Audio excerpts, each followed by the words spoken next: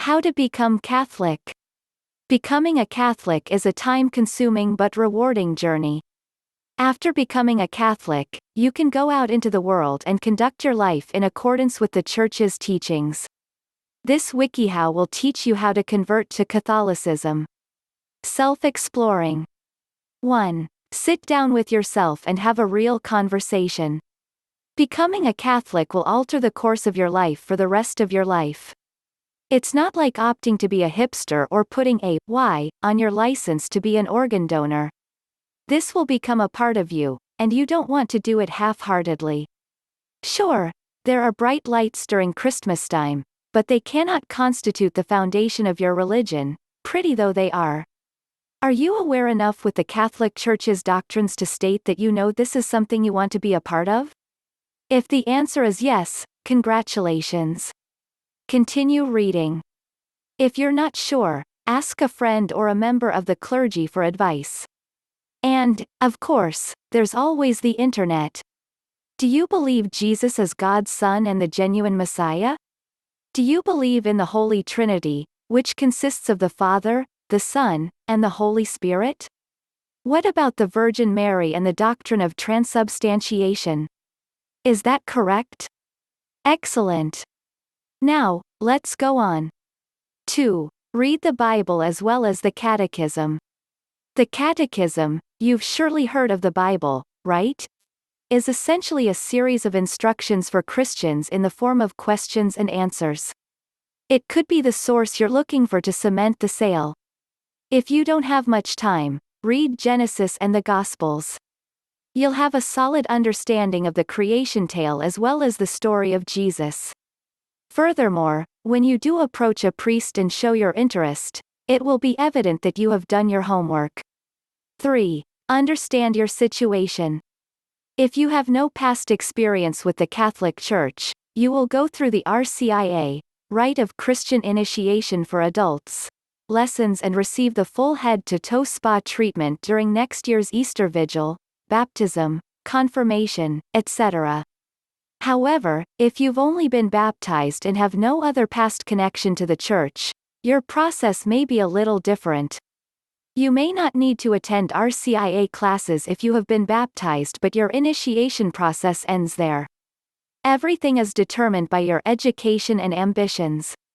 Most baptized people will have a considerably shorter period of investigation and reflection and will be able to join the Church on any Sunday.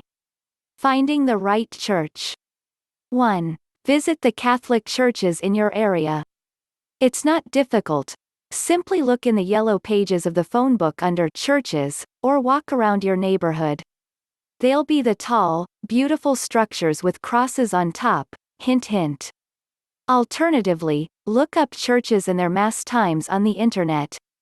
Mass Times is a free app that uses your GPS to show you what Roman Catholic churches are in your nearby neighborhood. Finding one is excellent, but finding 4 is fantastic.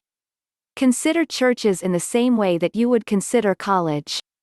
They will all provide you with an education, but each will be extremely distinct from the others. One church may turn you off, whilst another may make you feel at ease. Continue looking if you haven't found one that speaks to you.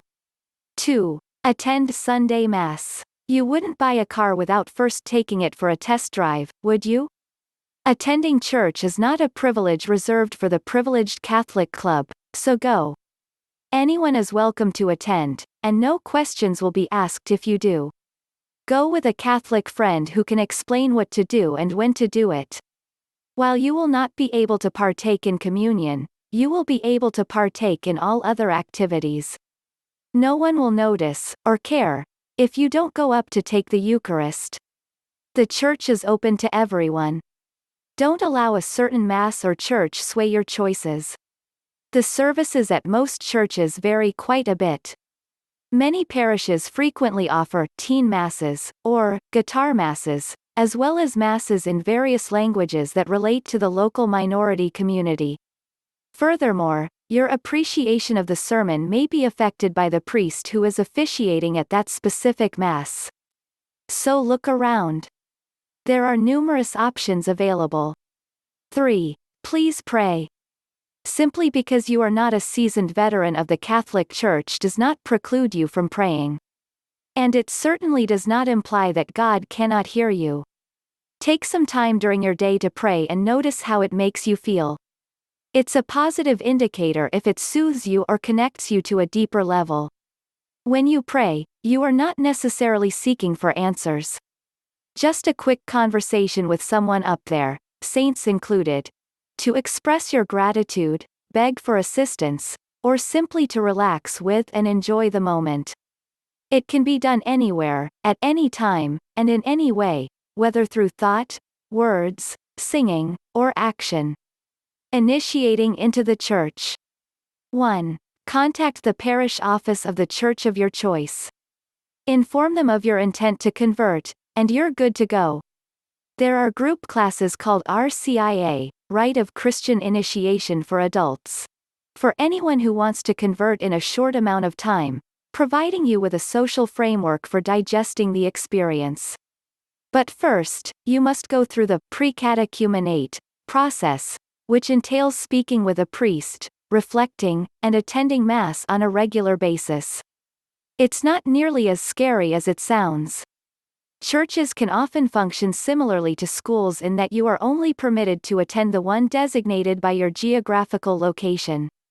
If you locate one that is further distant, and this is the rule in your diocese, simply obtain a letter from your local parish authorizing you to attend your preferred church.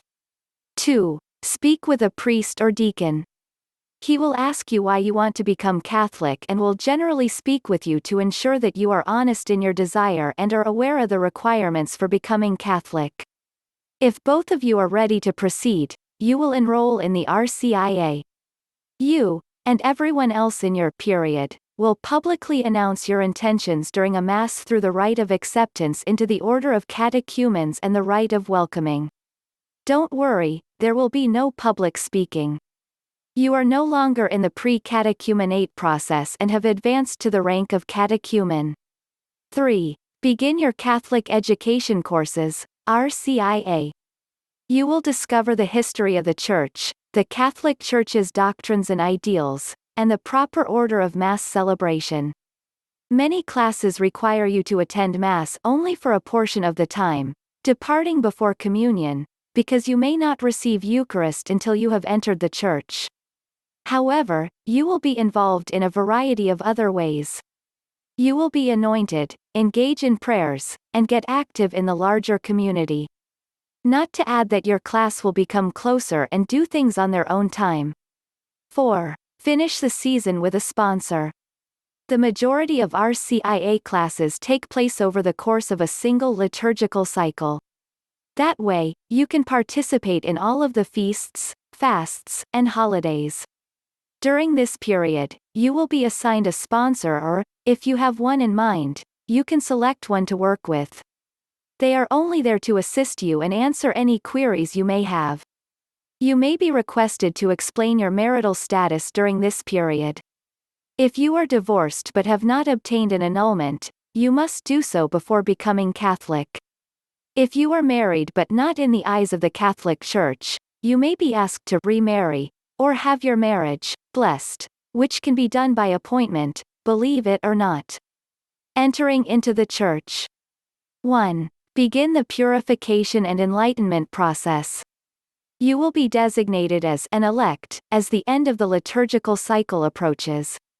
This is the stage at which you will prepare for 3 public celebrations: the rite of election, the call to continuing conversion, and the show-stopping Easter Vigil. The first 2 are near the start of Lent. When the 40 days are completed, you will be baptized, confirmed, and receive Eucharist during the Easter Vigil. Yay! 2. Make the decision to become a full-fledged Catholic. You are now a proud, cherished member of the Catholic Church after the Easter Vigil, a very remarkable, beautiful experience. All of your studying and hard work has paid off, and you're ready to depart. Thank you for visiting. In case you're wondering, you don't have to do anything for the sacraments. All that is required is to show there with a grin on your face and good intentions in your heart. There is no memorizing, no performing, and no final exam. The church is simply delighted that you've arrived. The priest will take care of everything. Make it a point to attend continuing Mass on a regular basis, and to make it a point to go to confession on a regular basis. 3. The period of mystagogy begins. Doesn't it sound magical? It is, technically, a lifelong process of growing closer to God and digging deeply into your Catholic beliefs. In layman's terms, it concludes around Pentecost and is a fancy phrase for exploring your experience through catechesis. Some churches may continue to educate you, more like provide assistance as necessary, for up to a year. You're still a rookie, so feel free to ask as many questions as you want.